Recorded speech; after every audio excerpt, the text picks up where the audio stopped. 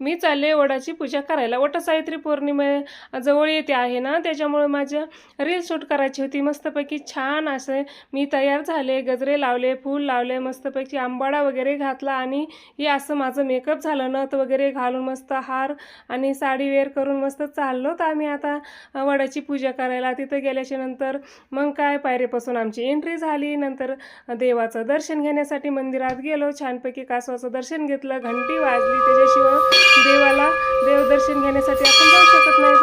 नंतर देवाचं मस्तपैकी छान दर्शन घेतलं, आमच्या स्वामीचं दर्शन घेतलं आणि चालले रील शूट चालली. ह्याच्यासाठी आम्हाला 2-3 तास द्यावं लागले बरं का. आणि ते 2-3 तास दिल्याच्या नंतर कुठंतरी आपली 1 मिनिटाची 2 मिनिटाची अशी रील शूट होती. नंतर छानपैकी आमचं फोटोशूट झालं. प्रज्वलचं चाललं होतं, पप्पा तुम्ही फेटा बांधा. नंतर असं आमचं हसून पार पोट दुखायची बारी.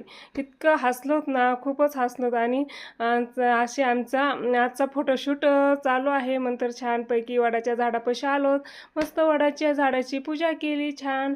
हे दोरे वगैरे असं.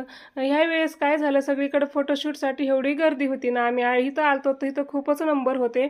फायनली आमची पूजा व्यवस्थित छान पार पडली. पाऊस नाही, काय नाही, मस्तपैकी छान अशी रील शूट झाली. भेटूया पुढच्या ब्लॉगमध्ये. तोपर्यंत बाय बाय.